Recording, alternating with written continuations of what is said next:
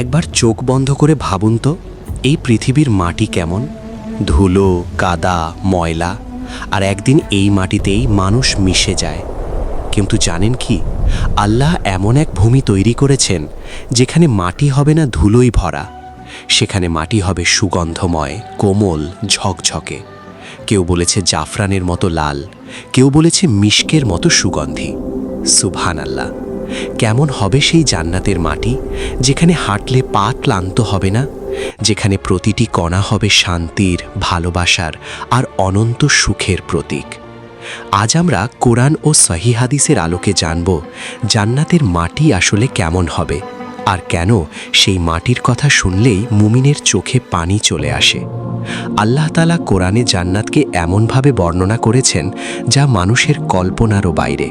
আল্লাহ বলেন, কেউ জানে না তাদের জন্য চোখ জুড়ানো কি কি নিয়ামত লুকিয়ে রাখা হয়েছে। সূরা সাজদা 17। এই পৃথিবীর কোনো সৌন্দর্যের সাথে জান্নাতের তুলনা হয় না, কারণ জান্নাত শুধু একটি জায়গা নয়, এটা হলো আল্লাহর রহমতের চূড়ান্ত উপহার। রাসূল সাল্লাল্লাহু আলাইহি ওয়াসাল্লাম জান্নাতের মাটির বর্ণনা দিতে গিয়ে এমন কথা বলেছেন যা শুনলে হৃদয় কেঁপে ওঠে।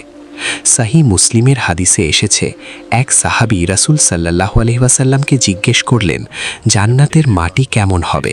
তখন নবী সাল্লাল্লাহু আলাইহি ওয়াসাল্লাম বললেন, তার মাটি হবে সাদা, বিশুদ্ধ ময়দার মতো, আর সেখানে থাকবে মিশকের সুগন্ধি। সুবহানাল্লাহ! ভাবুন তো, এই পৃথিবীর মাটিতে দুর্গন্ধ, ধুলো, কষ্ট, আর জান্নাতের মাটিতে থাকবে সুগন্ধ। কেউ যদি সেখানে হাঁটে, তার হৃদয় শুধু শান্তিতে ভরে যাবে। আরেক হাদিসে এসেছে, জান্নাতের মাটি হবে জাফরানের মতো। জাফরান পৃথিবীর সবচেয়ে দামি ও সুগন্ধি জিনিসগুলোর একটি। আল্লাহ জান্নাতের মাটিকেও এমন সৌন্দর্য দিয়েছেন যা পৃথিবীতে কল্পনাও করা যায় না। ভাবুন তো, আপনি জান্নাতের বাগানে হাঁটছেন, পায়ের নিচে নরম সুগন্ধি মাটি, চারদিকে শান্তি, না কোনো ভয়, না কোনো মৃত্যু, না কোনো কষ্ট। পৃথিবীতে মানুষ একটু শান্তির জন্য কত দৌড়ায়, কেউ টাকার পেছনে, কেউ বাড়ির পেছনে, কেউ সম্মানের পেছনে। কিন্তু শেষ পর্যন্ত কি হয়? একদিন এই দুনিয়ার মাটিতেই মানুষকে শুয়ে পড়তে হয়। যে মানুষ বড় বাড়ি বানিয়েছিল, সেও মাটির নিচে। যে অহংকার করেছিল, সেও মাটির নিচে। কিন্তু মুমিনের আসল ঠিকানা কবর নয়, মুমিনের আসল ঠিকানা হলো জান্নাত।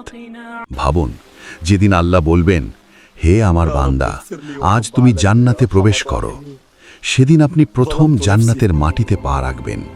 কি অনুভূতি হবে তখন? হয়তো আপনি কাঁদবেন, হয়তো মনে পড়বে দুনিয়ায় কত কষ্ট সহ্য করেছিলেন আল্লাহর জন্য, যে রাতে তাহাজ্জুদে কেঁদেছিলেন, যেদিন হারাম থেকে নিজেকে বাঁচিয়েছিলেন, যে সময় মানুষ আপনাকে বোঝেনি কিন্তু আপনি আল্লাহকে আঁকড়ে ধরেছিলেন। সব কষ্ট শেষ হয়ে যাবে। রাসূল সাল্লাল্লাহু আলাইহি ওয়াসাল্লাম বলেছেন, জান্নাতের সবচেয়ে নিম্ন স্তরের মানুষকেও দুনিয়ার 10 গুণ সমান রাজত্ব দেওয়া হবে। সুবহানাল্লাহ! তাহলে যার জন্য জান্নাতের দরজা খুলে যাবে, তার জীবন কত সুন্দর হবে। আর সেই জান্নাতের মাটি, যেখানে কোনো গুনাহ হবে না, কোনো কান্না হবে না, কোনো বিচ্ছেদ হবে না, সেখানে মানুষ শুধু বলবে আলহামদুলিল্লাহ। আল্লাহ বলেন, তাদের নিচ দিয়ে প্রবাহিত হবে নদীসমূহ। সূরা মুহাম্মদ 15। সেই নদীর পাশে থাকবে সুন্দর ভূমি, সুগন্ধি মাটি, অফুরন্ত নেয়ামত। একটি হাদিসে এসেছে, জান্নাতের ইট হবে সোনা ও রূপার, আর তার মাটি হবে জাফরান। ভাবুন তো, যেখানে রাস্তা পর্যন্ত দুনিয়ার সবচেয়ে মূল্যবান জিনিস দিয়ে তৈরি, সেখানে ঘরগুলো কেমন হবে? কিন্তু সবচেয়ে বড় নেয়ামত কি জানেন? আল্লাহর সন্তুষ্টি। জান্নাতের সব সৌন্দর্যের চেয়েও বড় হবে আল্লাহকে দেখা। যেদিন মুমিনরা আল্লাহর দিকে তাকাবে, সেদিন তারা পৃথিবীর সব কষ্ট ভুলে যাবে। আজ আমরা দুনিয়ার মাটিতে দাঁড়িয়ে আছি, যে মাটি একদিন আমাদের শরীরকে গ্রাস করবে। কিন্তু প্রশ্ন হলো, আমরা কি সেই জান্নাতের মাটিতে হাঁটার জন্য প্রস্তুতি নিচ্ছি? নামাজ কি ঠিক আছে? হারাম কি ছাড়তে পেরেছি? মা বাবার হক আদায় করছি?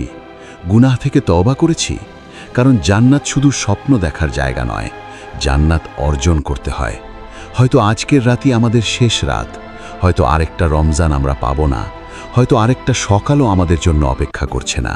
তাই আজই আল্লাহর দিকে ফিরে আসুন, কারণ যে ব্যক্তি আল্লাহর জন্য কাঁদে আল্লাহ তার জন্য জান্নাত প্রস্তুত করেন।